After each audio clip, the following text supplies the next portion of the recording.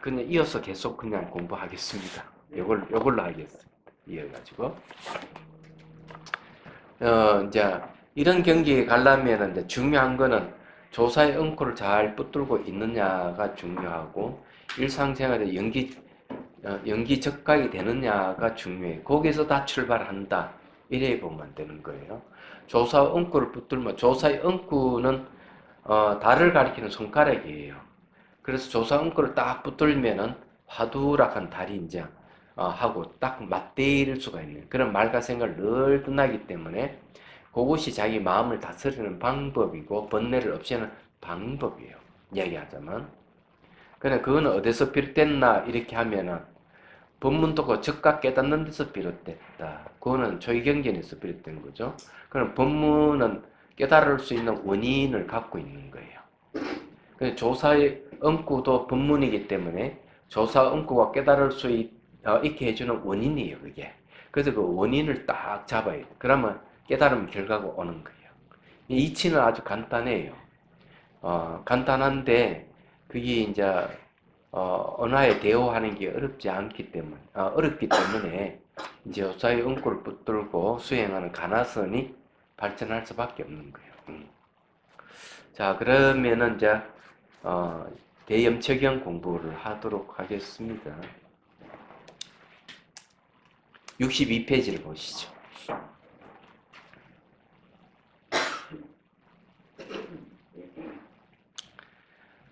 예. 자, 우리가 이제 1호까지 깨달음의 구성 요소를 이제 공부를 했고, 괴로움의 성수는 진리를 지금 공부를 하고 있는 부분이에요. 그 18-10 합차례죠. 네. 자, 여기에는 이제 괴로움이 뭐 어떤 것이 괴로움냐는 걸 이야기를 하고 있습니다. 이제 전문 시간에 괴로움에 대한 이야기를 하는 게 뭔가 막 태어나고 늙고 죽는 거 괴로움, 근심이 괴로운 거, 그 다음에 탄식하는 거, 그 다음에 육체적인 고통, 그 다음 정신적인 고통, 그 다음 절망 이렇게 했습니다. 이제 10-10번은 이제 원하는 걸 얻지 못해서 오는 괴로움에 대한 이야기입니다. 이제 읽어보겠습니다. 비구들이여, 그러면 어떤 것이 원하는 것을 얻지 못하는 괴로움인가? 비구들이여, 태어나기 마련인 중생들에게 이런 바람이 일어난다. 오, 참으로 우리에게 태어나는 법이 있지 않기를. 참으로 그 태어남이 우리에게 오지 않기를. 이라고. 그러나 이것을 원한다 해서 얻어지지 않는다. 여기 이제 중요한 얘기는 왜 그 태어나지 않기를 바라느냐 하는 문제가 있어요. 너무 괴로우면 그런 거예요. 어떤 분들을 만나보면 다시는 태어나고 싶지 않다. 너무 괴롭다. 사는 게 이렇게 얘기하죠. 복을 많이 지은 분들은 이 생에 와서 안락하게 살기 때문에 다시는 태어나지 않기를 바라는 마음이 없어요. 그렇지만 복을 못 지어가지고 이 생에 와서 온갖 고통을 다 당하는 사람은 다시는 태어나지 않기를 바라는 마음이 굉장히 크다 하는 걸 여러분 이해를 하셔야 돼요. 그 황상덕 씨 얘기 들어본 적 있습니까? 이분이 뭐 법무부 장관 했죠? 이분은 저 누구요? 저게 송강사 방장으로 계셨던 이제 지금 입적하셨죠. 그 스님이 누구더라? 초대 방장으로 하신 분. 아이고 왜 갑자기 저기 기억이 안 나지? 꼭 이러더라고요. 꼭 이야기하고 싶은데 꼭 기억이 안 나는 경우가 저는 있는데 이 습관은 되면 안 되는데 보자 성자께서 얼마 전에 입적하시고 그 위에 일각 방장 스님께서 입적하셨고 그 앞에 누구 그 앞에가 구자 산자 선 그 스승님 판사 출신의 스님 얘기하다 보면 기억나겠지.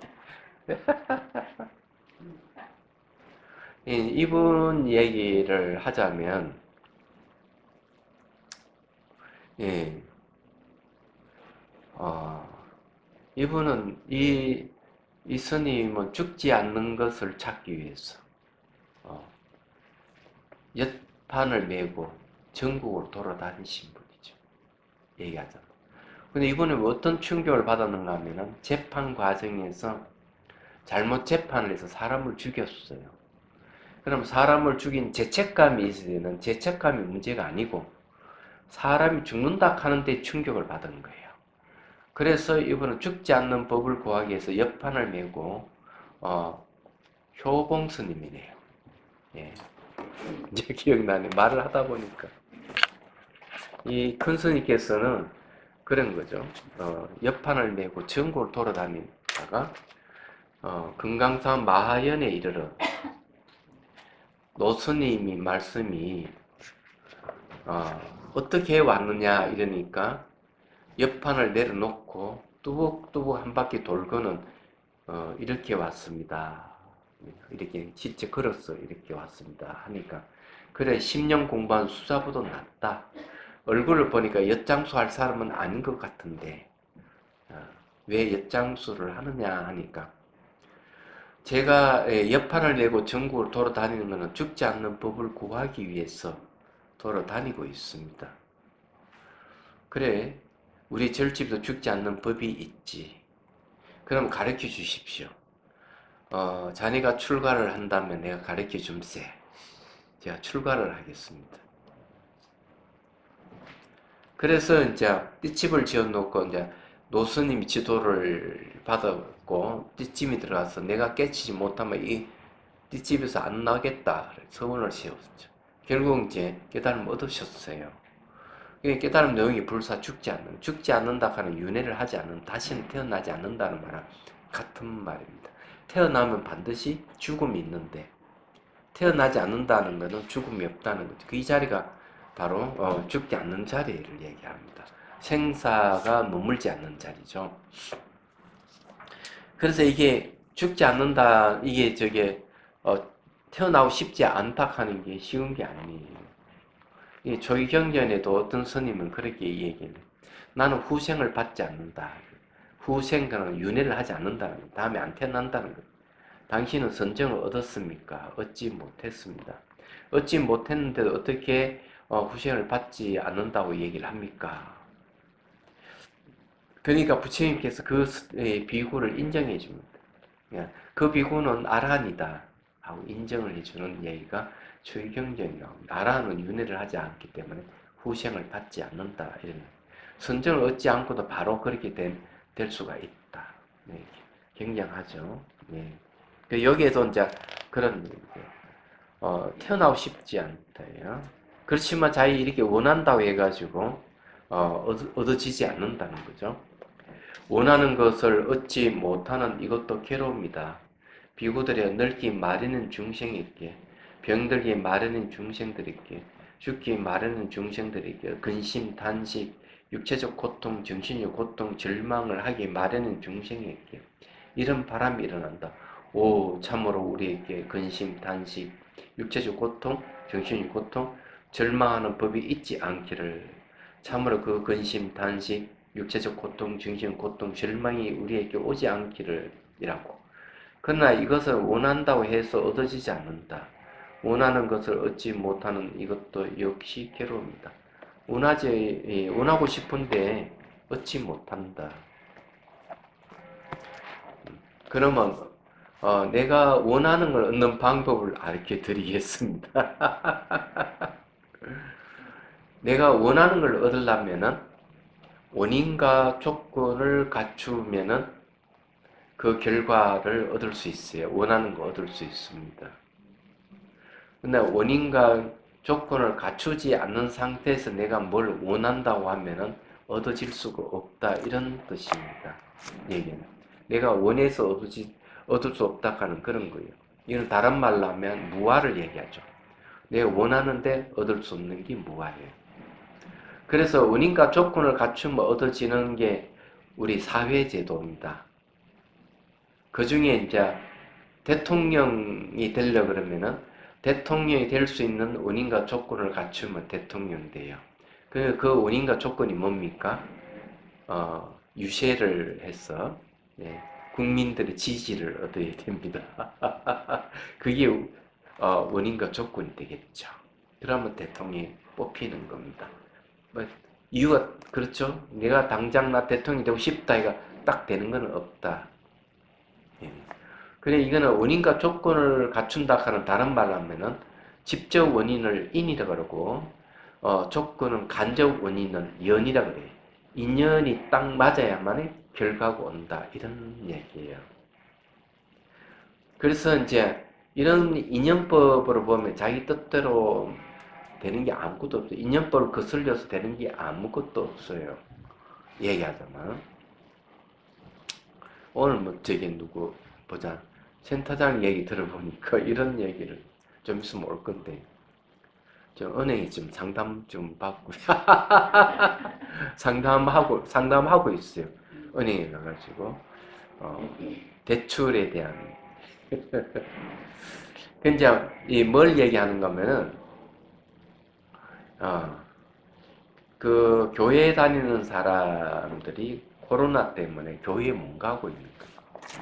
그러면 교회가 예배를 안 드리면은 복을 못 받고 안 되는 줄 알고 있대. 많은 교인들이. 그런데 코로나 때문에 생각이 바뀌기 시작한다. 아, 교회 안 가도 살아가네? 괜찮네? 하는 생각을 갖는 사람들이 나타난다는 것이죠. 이게 이제 상당히 중요한 인식의 변화예요. 얘기하자면. 이런 인식의 변화가 있어야 되는 겁니다. 뭐든지 예배를 안 드리면 안 된다. 이런 거는 불자에게도 있다 저는 생각을 해요. 얘기하자면. 그런데 그게 이제 뭘 의미를 하느냐 하는 걸 우리가 빨리 이해를 해야 돼요. 코로나가 원인이 되어가지고 우리 삶이 이렇게 싹 바뀌어버렸어요. 얘기하죠. 그게 원인에 의한 결과죠. 이 인과법이에요. 얘기하자면. 그래서 이제 내가 예배를 드리지 않고도 내가 사는데 전혀 지장이 없구나 이런 생각을 갖는 거는 인식의 변화가 왔다 하는 거는 이때까지 예배 드리는 원인에 의해 가지고 내가 살아가는 결과가 있다 이래 생각했는데 그래 안 해도 살아간다. 그래서 인과법이라고 얘기하는 거는 딱 결정론이 아니라는 거죠. 인과법은 결정론이 아니에요. 원인과 조건이 만나야만 결과가 생겨요. 근데 그래 직접 원인과 간접 원인 그걸 인연이라고 얘기하는. 근데 원인 하나만 가지고는 안 되는 거예요. 그래서 보통 이제 저한테 그런 얘기를 하는 거예요. 연기법을 이야기하고 인연법을 불교에서는 얘기하는데 그거는 안 된다. 제1원인에 있어야 된다. 제1원인에 의해서 결과가 온다. 이렇게 이야기하는데 이 사람은 상당히 무지한 사람이에요. 제1원인은 누구냐면 창조주를 얘기합니다. 그럼 제1원인만 있으면 결과가 오느냐? 그러면 씨앗만 있으면 싹이 트느냐? 씨앗만 있으면 싹이 안 트어요. 씨앗은 제1원인이잖아요. 그런데 간접 원인이 있어야 돼요. 흙이라든지 물이라든지 온도라든지 습기라든지 이런 게 보태져야만이 싹이란 결과가 생기는 거죠.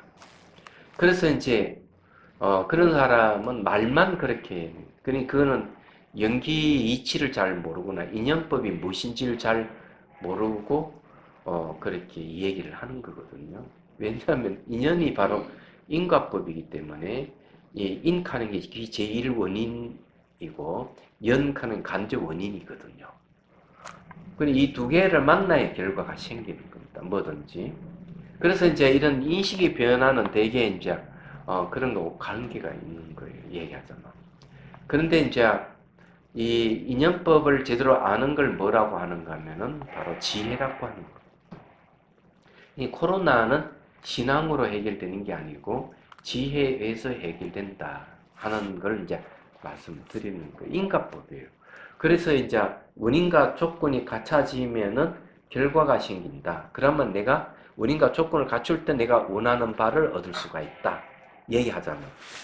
근데 원인과 조건을 갖추지 않으면 내가 원하는 바를 얻을 수가 없다. 이런 이야기예요. 그런데 교회가 예배드린 원인과 조건을 갖출 때 내 살아간다 하는 것이 여지없이 깨지고 있는 상황이죠. 지금 보면은. 이런 거는 중세기 때에도 있었던 거죠. 흑사병이라든지 스페인 독가물에 내가 뭐 1억 명, 5천만 명 죽고 이랬을 때도 과학이 발달되지 않는 시대이기 때문에 위생관념이 별로 없던 시대니까 바이러스라 하는 무엇인지 잘 모르는 시대에는 오로지 신앙의 힘으로 극복하려고 그래서 교회나 성당에 모여가 예배드리면은 그것을 극복되리라 했는데 더 많은 사람이 죽었어. 전파가 빠르니까. 그래 이거는 이런 게 이제 뭐냐 신앙이라 하더라도 예, 원인과 조건의 결과가 생긴다는 이 이치를 모르면 그 신앙이라 하는 게 무지한 신앙이 되는 거죠. 그래서 옛날에 그런 일이 벌어지는 얘기하죠. 요즘 또 인과를 부정하는 신앙으로 밀어붙이려고 하는 사람 많은 거야. 그러면 안 되는 거죠. 그래서 제가 늘 얘기하고 싶은 게 뭐냐면 기도만 열심히 해. 법은 부처님 법이 무엇인지 모르고 인과법이 무엇인지 모르고 오로지 기도로만 만일에 불보살에게 기도만 한다면 그건 어리석다 하는 이유가 거기입니다. 법이 없는 곳에서 기도하지 마라 하는 얘기가 그래서 나오는 거예요. 얘기하죠. 그러나 불교의 신앙은 어디서 오느냐 하면 지혜에서 오는 거죠.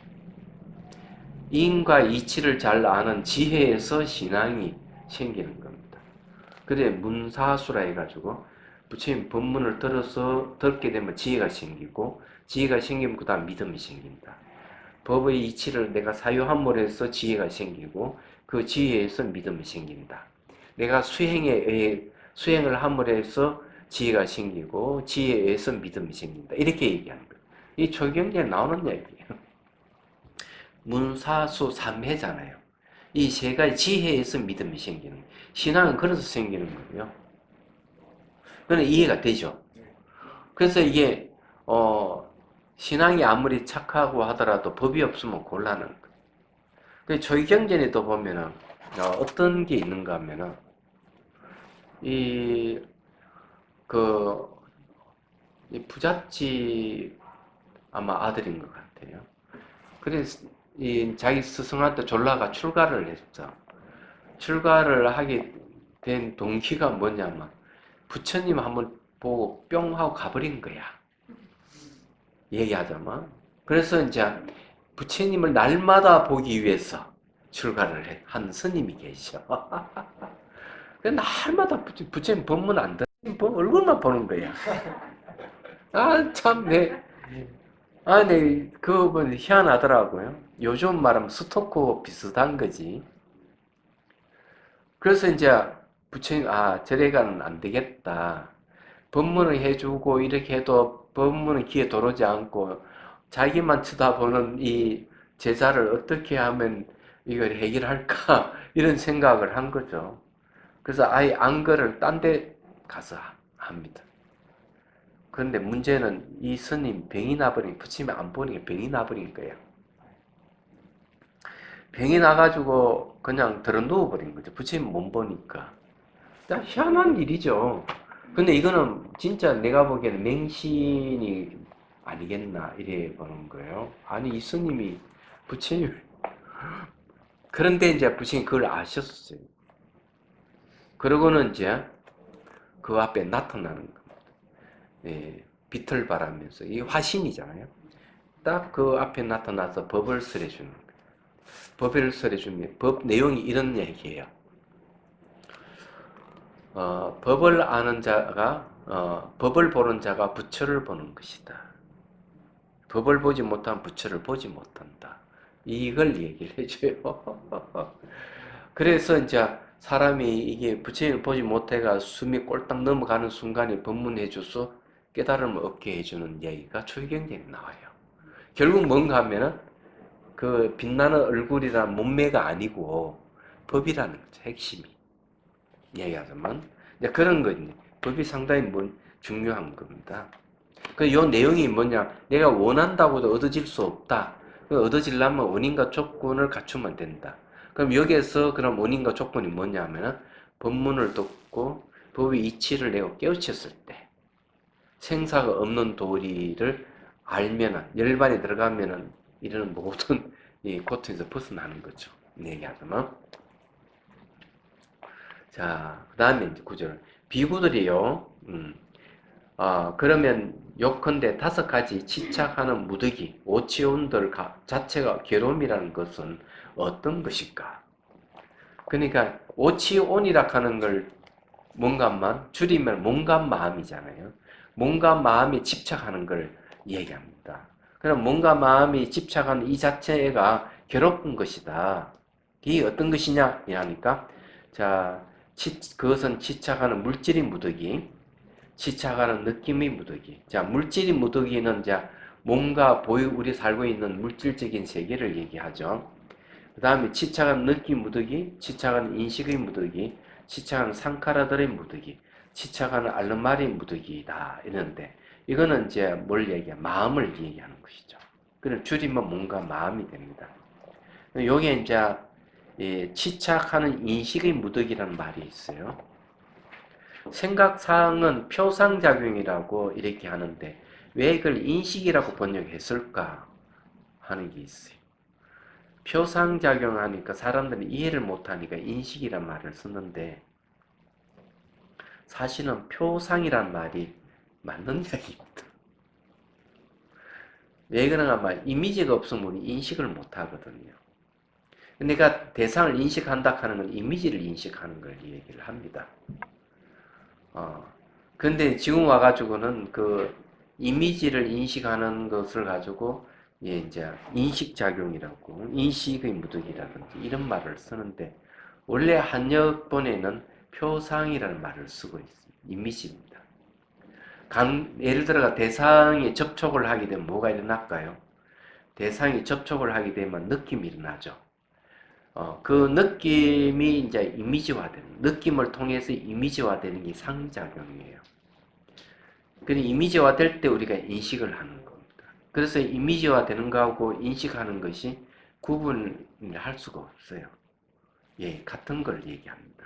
근데 여기에서는 이제 그냥 인식이라는 말을 써요. 생각상을 인식이라는, 생각상이 뭡니까? 상상할 때 상이죠. 이미지를 떠올린다.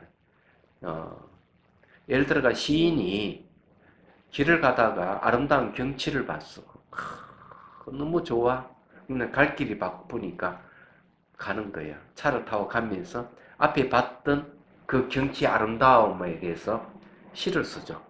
이때 이제 시를 쓸 때 시상이 떠오른다 이렇게 하는 거예요. 근데 지나간 이미지를 떠오르는 상을 얘기하는 겁니다.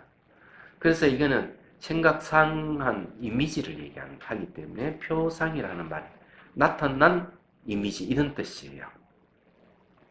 근데 이런 것이 나타난 이미지란 말씀은 얼른 와닿지 않기 때문에 나타난 이미지가 일어날 때 그것이 무엇이다 인식이 이루어지니까 인식이란 말을 쓰는 겁니다. 네. 자, 그 다음에 집착하는 상카라들의 무더기. 상카라라 하는 말은 뭘 얘기하는가 하면요. 상카는 형성력이에요. 형성시키는 힘 하는 겁니다. 이거는 뭘 얘기하는 대상 이미지 생기면 거기에 대해서 반응하는 걸 얘기하는데 어떤 식으로 반응하느냐가 상당히 중요해요. 대상에 반응하긴 하는데 양념치는 쪽으로 반응을 한다. 양념치는 쪽으로. 그래서 상카라라 하는 말이 이제 형성력이네. 형성하는 힘이거든요. 뭐가 형성이 되려고 그러면 이것과 저것이 결합이 돼야 돼요. 그래서 이제 이런 걸 뭐라 하는가 하면 이런 겁니다. 상대는 분명하게 말을 할 때 A라 하는 말을 했는데 듣는 사람은 A라 하는 말을 그대로 A로 인식을 안 해요. B나 C로 인식하죠. 왜 그런가 하면 상대가 듣는 A라 하는 이야기에다가 자기 감정과 생각을 더 붙여서 B로 이해하는 거 또는 C로 이해하기도 하고 D로 이해하는 거예요. 그래서 거기서 뭐가 생기느냐 하면은 착각이라든지 왜곡이 생기고 환영이 생겨요. 그래서 오해가 생기는 거예요. 오해. 저는 그런 오해를 여러 번 받은 적이 있기 때문에 왜 이런 오해가 생기는가 하고 생각을 참 많이 했어요. 바로 이제 이 상카라와 관련이 있다. 그건 제가 무심코 던진 이야기인데 다른 사람은 전혀 거기에 반응하지 않는데 어떤 사람은 거기에 반응을 해가지고 상심이 되어가지고 눈물을 흘리고 그러는 걸 제가 봤어요. 그런 경험 없으십니까? 있을 거라고 생각을 해요. 상당히 재밌죠. 이게 그런 거예요. 그게 결국 뭔가 하면은 대상에 반응을 하는데 어떤 식으로 반응하느냐? 양념을 친다. 자기 감정을 생각을 덧붙이거나 의미 부여하는 일이 생기는 거예요. 그래서 새로운 사실을 만들어내기 때문에 형성하는 힘이라고 그래요. 근데 이 반응하는 것을 잘 이제 관찰해가지고 이 반응을 멈추게 하거나 이 반응하는 것을 소멸시키는 게 수행이에요. 이 상카라가 소멸돼 버리면은 그 다음부터는 자유로워지는 겁니다. 상카라의 다른 이름을 뭐라 하는가 하면 까르마업이라고 합니다. 업의 이름은 조작이 업입니다. 조작, 만들어내는, 없던 걸 만드는 걸 조작이라고 그래요. 그 다음에 치차가는 알르마리 무더기이다. 비구들의 요컨대 이 치차가 알르마리는 판단작용을 얘기합니다. 네. 요컨대 이 치차가는 5가지 무더기들 자체가 괴로움이다. 비구들이요 이를 일러 괴로움의 성수는 진리라고 한다. 이 자체가 왜 괴로우냐면 이유는 간단해요. 일어나고 사라지기 때문에 그래요. 생멸하기 때문에. 발생과 소멸을 거듭하기 때문에 이 자체가 괴로움이다. 이렇게 얘기하는 거예요. 그 TV 보면은 그런 걸 상당히 많이 이제 얘기를 하는데 나이 많은 여배우가 주름살 하나 없이 예. 그리고 늘씬한 몸매를 갖고 있는 얘기를 할 때 당신은 얼굴을 어떻게 관리하고 몸매를 어떻게 관리합니까? 이런 이야기를 상당히 많이 하는 거예요. 그런 비법을 얘기하러 프로도 있어요. 그런 걸 다 들어보셨죠? 그런 프로가 왜 생기느냐 하는 거예요. 늙는 게 괴로운 거예요. 그 젊음 그대로 유지하고 싶은데 사람은 그 젊음 그대로 유지를 못하는 거예요. 근데 그런 젊음을 나이가 들어도 유지하는 것에 대해서 사람들은 경외감을 갖고 그 비법을 알려고 하는 얘기하죠. 왜? 늙고 병드는 것이 괴롭기 때문에 그런 거예요. 그 이면에는 그런 게 있는 거죠. 그래서 구글에서는 어떤 게 하는가 막 어떤 프로젝트를 진행하고 있는가 막 인간 수명 500세 이 프로젝트를 진행하고 있어요. 연구를 하고 있는 거죠. 그래도 오래 사는 거예요. 영원히 살 수 없다 하는 누구나 다 알아요. 얘기하죠. 근데 옛날에는 다른 말로 막 블루처를 얘기해요. 블루처. 진시와 블루처는 유명하잖아요. 근데 그 현대판이 뭔가 하면 구글에서 하는 500세 프로젝트예요. 얘기하자면. 근데 이게 이제 형태가 있는 거는 생로병사를 하기 때문에 여기서 못 벗어나요. 그게 괴롭다는. 그래서 태어나면 반드시 소멸로 가는 것이기 때문에 온 자체가 괴롭다는 말이 그래서 나온 거예요. 근데 이해가 되시죠? 무슨 말인지. 예. 저는 10년 전에도 난 10년만 젊었으면 좋겠다 그랬거든요. 지금 와서도 저는 10년만 젊었으면 좋겠다. 저는 그런 생각을 해요.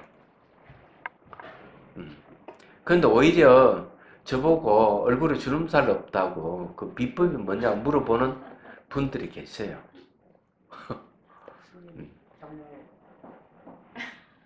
동안이셔요. 그래서 제가 비법을 일러주죠. 예? 명상하는 수밖에 없어요. 명상의 비법이라고 얘기합니다. 자, 그런데 이제 이런 이야기는 왜 하는가 하면 결과서는 생사가 없는 열반을 얻는 길로 가기 위해서는 괴로움이 무엇인지를 우리 인식을 해야 돼요. 그러면 괴로움의 원인을 알게 되고 괴로움의 원인을 알게 되면 괴로움을 없애려는 마음이 생기죠. 그래 괴로움이 없는 상태가 없었다 하는 걸 알게 되는 겁니다. 그게 열반이거든요. 그러나 괴로움 없는 상태가 알게 되면은 괴로움을 소멸하는 방법을 또 얘기를 하게 되는 거죠. 그래서 이게 다 고지, 멸도, 사성제가 그래서 딱 나오는 이유가 거기에 있는 겁니다. 그럼 지금 우리가 이걸 얘기하는 거는 뭔가 하면 결국 그 얘기예요. 멸성제가 궁극입니다. 예. 그리고 이제 죽지 않는 도리죠. 그게. 자, 괴로움의 일어남의 성스러운 진리, 집성제입니다. 집이라고 하는 것은 집기 이런 말에 보통 써서 괴로움이 일어나는 원인 이런 뜻으로 보통 얘기를 합니다. 비구들이 그러면 무엇이 괴로움이 일어남의 성스러운 진리인가? 그것은 가래이다. 이 갈에라가 목마를 갈자 사랑했지 목이 타듯이 사랑을 갈구하는 걸 얘기합니다. 이때 사랑은 남녀의 사랑을 얘기하는 건 아닙니다. 굉장히 포괄적인 걸 얘기를 하는 거예요. 다시 태어남을 가져오고 환희와 탐욕이 함께하며 여기저기서 즐기는 것이다. 즉 감각적 욕망에 대한 가래, 존재에 대한 가래, 이 세 가지네요. 존재하지 않는 것에 대한 가래가 그것이다. 감각적 욕망에 대한 가래는 많죠. 얘기하자면 존재에 대한 가래라 하는 건 뭔가 세계를 얘기합니다. 아주 물질이 미묘한 세계. 그 다음에 존재하지 않는 것에 대한 가래는 물질이 없는 무색계를 얘기합니다. 근데 이런 걸 왜 하는가 하면은 물질은 생멸하는 것이기 때문에 물질이 없는 걸 추구하는 건 당연한 거, 생멸이 없는 걸 추구하는 거예요. 그렇지만은 무색계도 역시 마음이 생멸하기 때문에 영원하지 않는 거죠. 무색계마저 벗어나서 열반을 얻어야만 돼요. 자, 64페이지 19-2번입니다. 다시 비구들의 이런 가래는 어디서 일어나서 어디서 자리 잡는가? 자, 지금은 고통의 원인에 대한 이야기입니다. 세상에서 즐겁고 기분 좋은 것이 있으면 거기서 이 가래는 일어나서 거기서 자리 잡는다. 멋진 말이에요. 여러분들이 즐겁고 기분 좋은 것이 있을 때 항상 경계하십시오. 네? 내가 거기 집착이 거기서 일어날 수가 있으니까. 즐겁고 기분 좋은 건 나쁜 건 아니에요. 얘기하자면. 그것이 원인으로 해서 가래가 일어나기 때문에 그렇다. 여기서 얘기는 그런 겁니다. 그러면 세상에 어떤 것이 즐겁고 기분 좋은 것인가? 눈은 세상에서 즐겁고 기분 좋은 것이다. 그래서 뭐가 생겼어요? 미술이라든지 영화라든지 이런 것이 발달하게 됩니다. 그리고 사람들이 어디로 쫓아다니려? 아름다운 경치가 있는 곳에 놀러 다니고 싶고 하는 이유가 여기입니다. 근데 그게 이제 집착으로 바뀌면 이제 괴로움이 오는 거예요. 즐겁고 행복할 때만 거기에만 딱 멈춰야 돼.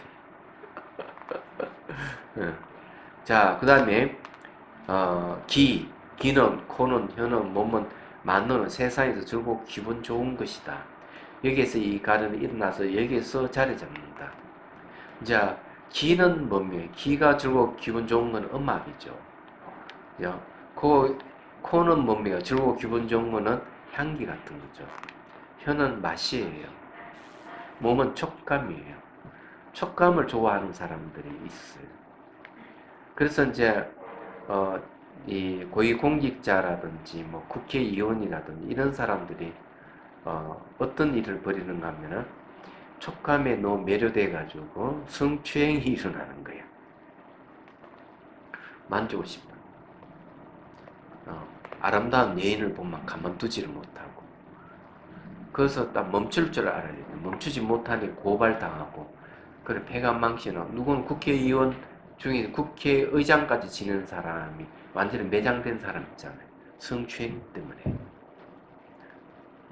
잘 아시죠? 그런 게 종종 일어나는 이유가 그럼 출가자에게는 없느냐? 있어요. 13성가 바시사 중에 하나가 뭐가 있는가 하면은 여인은 손을 잡거나 몸에 손을 대거나 접촉을 하지 마라. 빨리 돼. 딱 접촉하게 되면은 옛날 습관이 전생의 습관이 나오는 거예요. 얘기하자면 전생의 습관이 뭐겠어요? 그게 애욕이죠.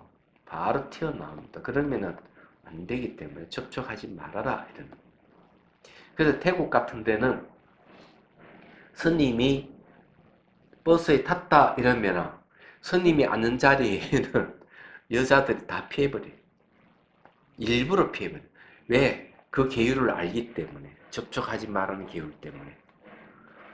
그런데 이제 이런 거는 있어요.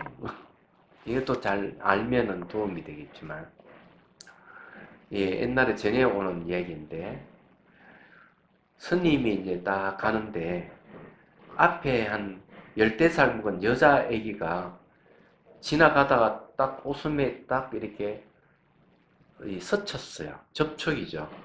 그게 이제 이 옛날 스님이 다닐 때는 이 긴 장삼을 입고 다니기 때문에, 그러니까 이 스님이 어떻게 칼을 끄집어내 가지고 그 여자아이가 접촉된 부분을 싹 잘라내서 근데 지나가던 여자아이가 그걸 본 거야. 어.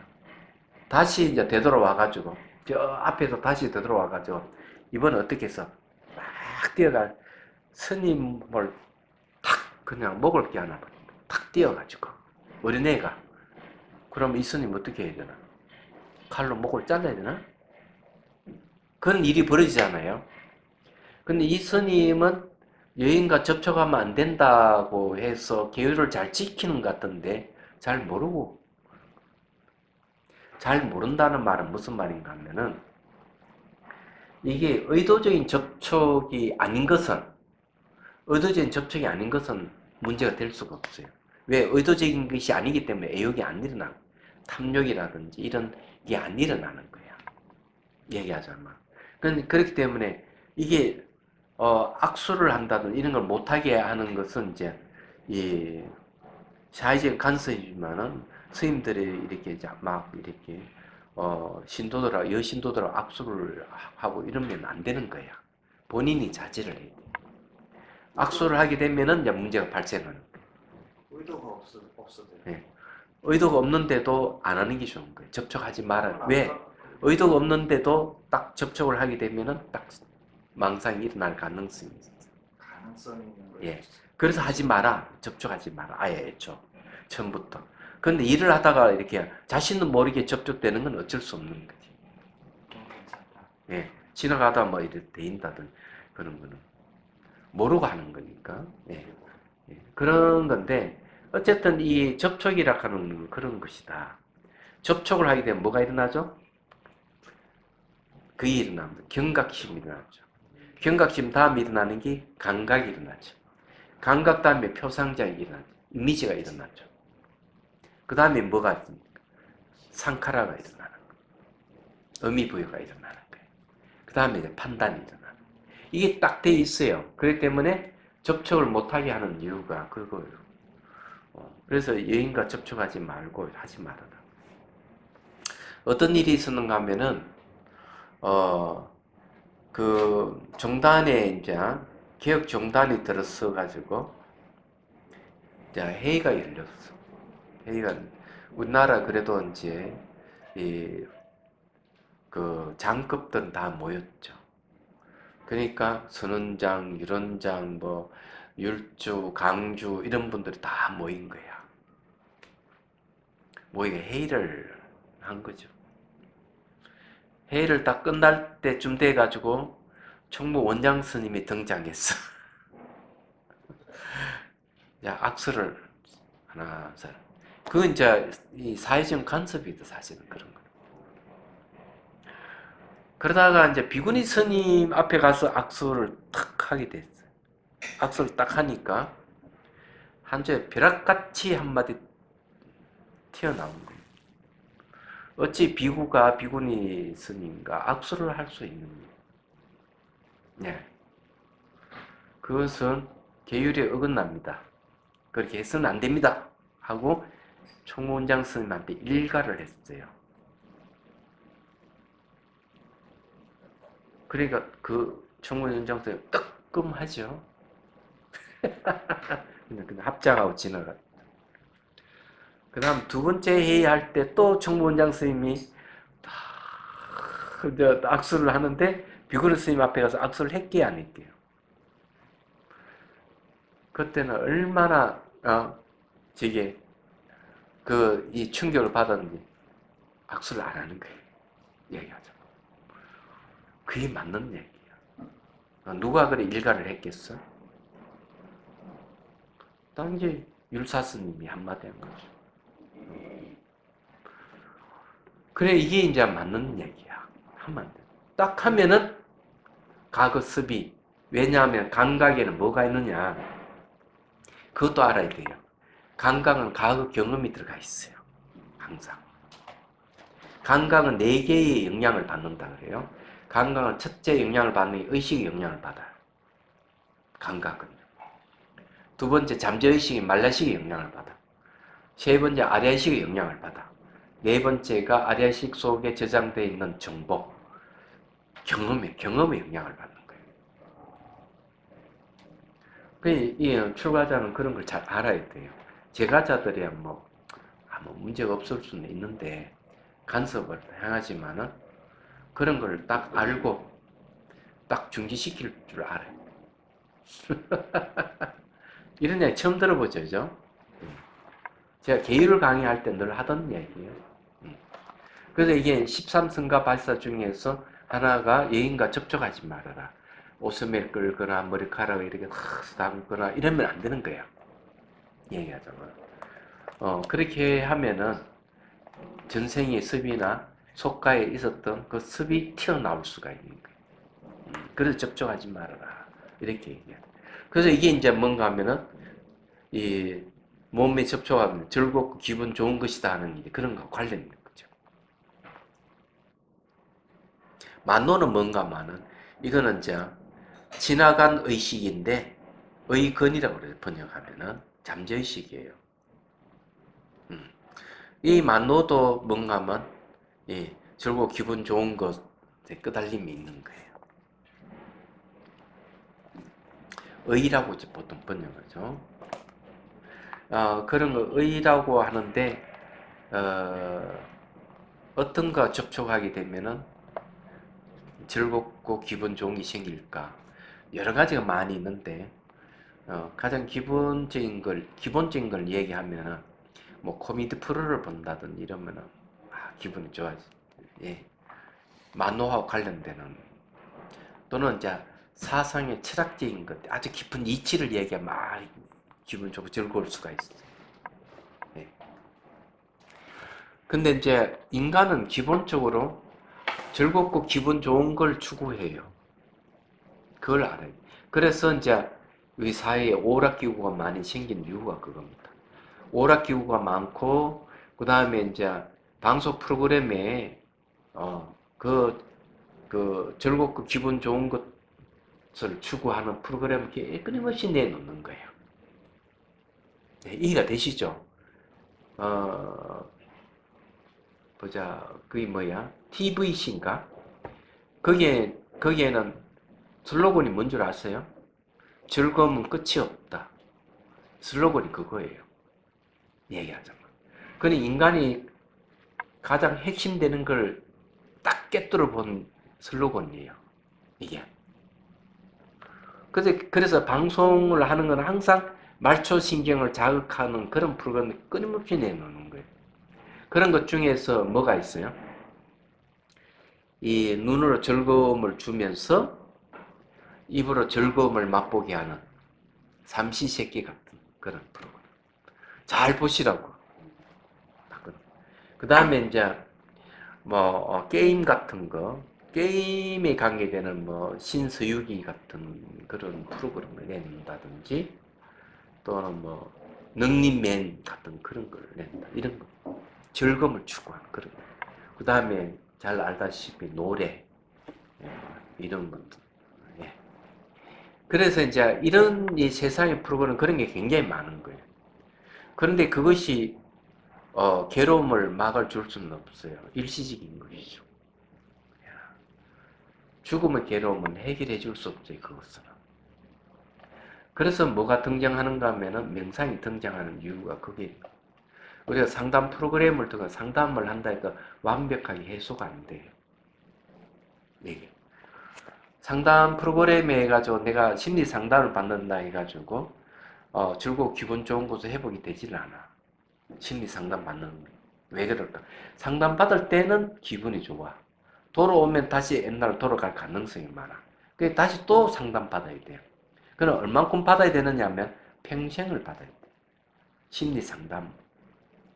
그 평생을 받는데 심리 상담하는 사람들은 어떤 코멘트를 하는 줄 아세요? 직업으로서 상당히 좋다 이게야. 그 직업이.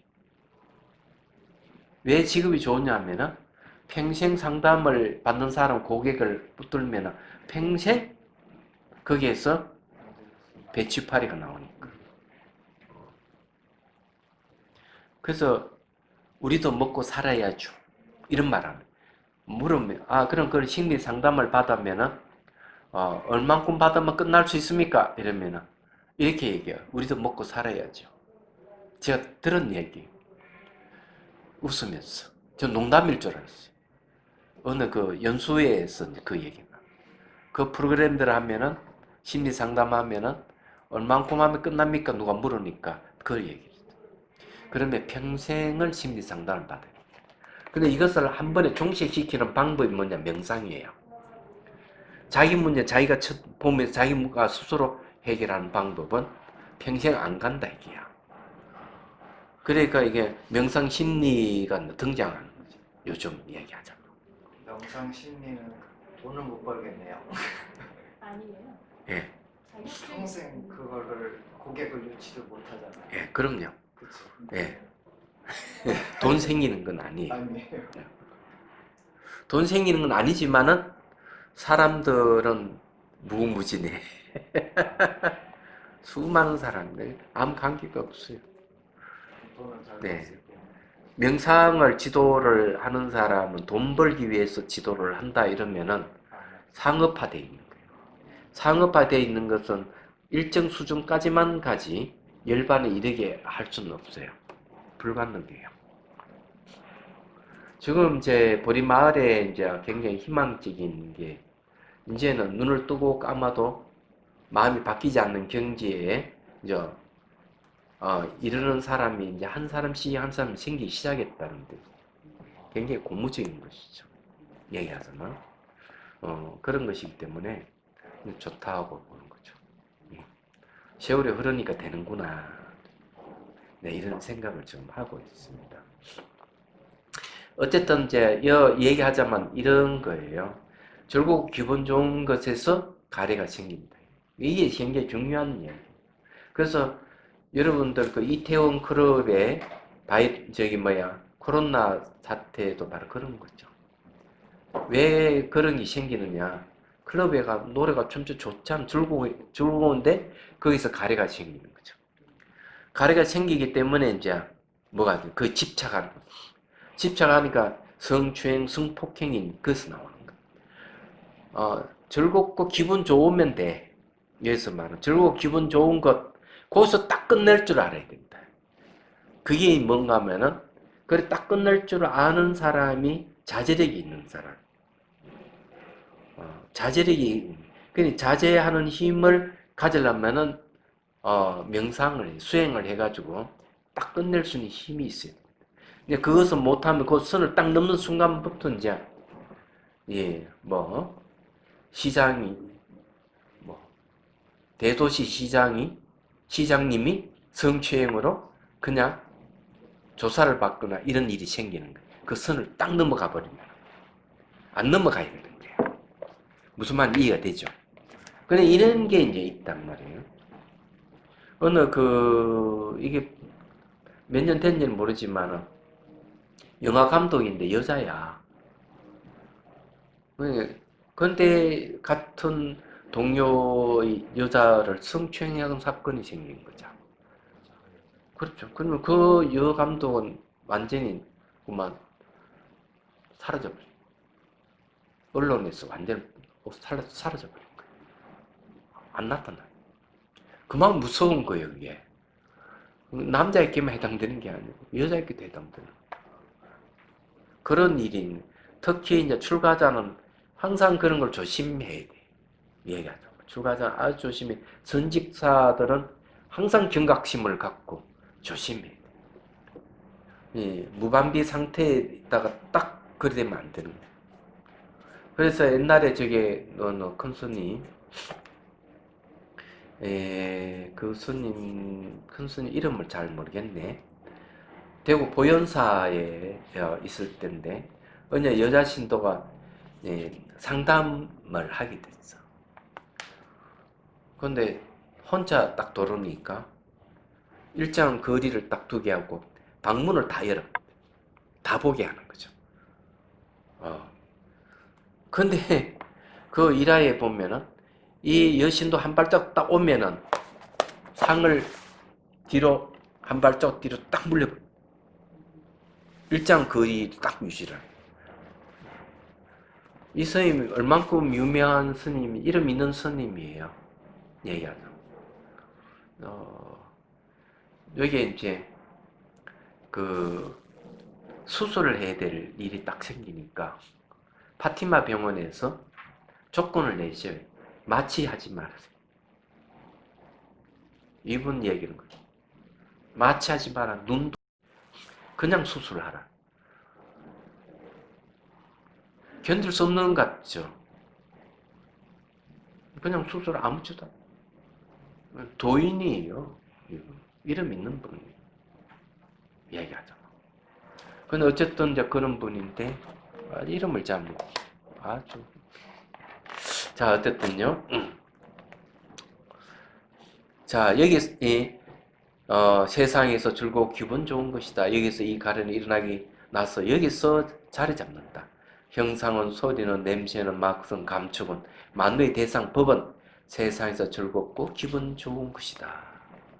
이때 이 법은 만노의 대상이 이 법은 어떤 걸 얘기하는가 하면은 여러 번 거쳐서 오는 건 다 법이라고 하는 거예요. 여러 번 거쳐서 여러 가지 인연관계를 맺어서 나타난 현상을 법이라고 하는 거예요. 단순히 부처님 가르침을 법이라고 하는 게 아니고 여기에는 대개 이제 만노의 대상인 법이라고 하는 거는 의건을 대상으로 돌았다면 전부 다 개념적인 겁니다. 자, 예를 들어서 요 찻잔 여기 있으면 눈으로 찻잔을 보잖아요. 보면 뭐가 생깁니까? 시각이 생기죠. 다시 시각이 눈을 통해서 사물을 인식하죠. 그럼 그 대상에 대한 정보를 알게 됩니다. 그 정보가 뭐냐면 개념이에요. 그걸 법이라고 하는 겁니다. 왜? 여러 번 거쳤잖아요. 자, 눈과 눈의 대상이 인연이 됐죠. 또 시각이 다시 또 눈을 통해 사물을 인식해서 왔다. 여러 번 거쳐서 왔기 때문에 여러 가지 인연에서 생긴 건 전부 다 법이라고 하는 겁니다. 개념적인 것이기 때문에 사상의 철학적인 것, 이런 거, 이치론이나 이런 건 다 법에 해당합니다. 과거 기억도 바로 이 법에 해당하는 겁니다. 과거 기억을 떠올리잖아요. 그 법입니다. 예. 자, 그래서 이제 이 세상은 즐겁고 기분 좋은 것이다. 여기에서 이 가련은 일어나서 여기서 자리 잡는다. 눈의 알레마리는 그러니까 눈과 눈의 대상이 만나가지고 시각이 일어나, 귀와 귀의 대상이 만나 청각이 일어나죠. 코와 코의 대상이 만나서 후각이 일어나고 혀와 혀의 대상이 만나서 미각이 일어나고 접촉에서 촉각이 일어나죠. 의건과 법이 만나서 의식이 일어나는 거예요. 그래서 이제 알르마리라는 말을 쓰는 건데 알르마리라고 하는 거는 대상을 인식하는 말을 얘기합니다. 그래서 눈의 알르마리는 시각입니다. 귀의 알르마리는 청각, 코의 알르마리, 혀의 알르마리, 몸의 알르마리, 만노의 알르마리는 세상이 즐겁고 기분 좋은 것이다. 여기서 이 가련이 일어나서 여기서 자리 잡는다. 여기에 핵심은 뭐냐? 핵심 딱 한 가지예요.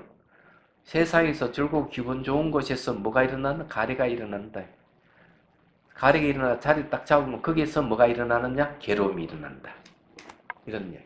명쾌한 거예요. 너무나 명쾌한 거죠.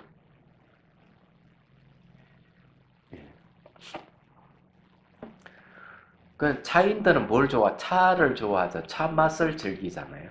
차 맛을 즐기기 때문에 차를 마시면 즐겁고 기분 좋은 거야. 거기서 딱 끝날 줄 알아야 돼. 근데 그게 너무 집착을 해버리면 이런 일은 어느 선생이 만든 차가 최고야. 이렇게 집착이 일어나면 다른 사람은 맛이 없는데도 그 사람은 맛이 있다고 얘기하는 이런 경우 상당히 많아요. 어느 선생님이 만든 어느 회사에서 만든 차 이런 식으로 집착으로 가는 경우가 생기는 거죠. 성훈 큰 스님은 딱 이렇게 얘기해요. 차 맛에 차 맛에 너무 집착을 하게 되면 경제적인 문제가 발생한다. 이런. 그러면서 당신은 아주 좋은 차도 안 마시고 나쁜 차도 안 마신다. 중간쯤 되는 차만 마신다. 이렇게 한번 얘기를 하시더라고요. 그런 것이죠. 그런 입장에서 가장 중요한 게 뭘까? 그 집착을 없애주는 게 참 명상이야. 그 참 명상은 뭘 즐겁게 해주느냐? 예, 그 이치를 알고 체험을 통해서 즐겁고 행복함을 일으키는 거예요. 그게 좋은 거죠. 그래서 행복감, 기쁨이 굉장히 수행에 중요한 요소로 자리 잡는 거예요. 그래서 수행을 하면서 기쁨이 생기고 즐거움이 생겨야 돼요. 그래서 이제 거기에서 많이 집착이 생기면은 수행자의 소유욕이라고 딱 얘기를 합니다. 딱 그렇게 얘기해요. 이런 말도 처음 들어보죠. 수행자의 소유욕. 자, 그 다음에 19-3. 눈의 감각 접촉은, 귀의 감각 접촉은, 코의 감각 접촉은, 혀의 감각 접촉은, 몸의 감각 접촉은, 만노의 감각 접촉은 세상이 즐겁고 기분 좋은 것이다. 여기에서 이 가래는 일어나서 여기서 자리 잡는다.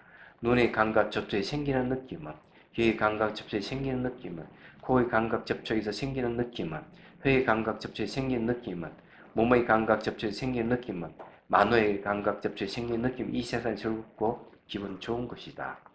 자, 접촉은 세 가지가 딱 만나야만 접촉이라고 그래요. 자, 눈의 감각의 접촉은 뭔가 하면은요. 자, 눈과 눈의 대상과 그 다음에 시각의식.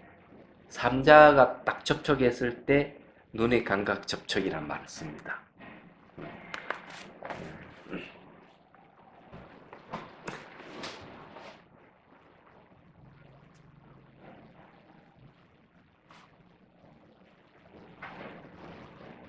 이건 이제 기본적이에요. 그건 그 다음에 경식.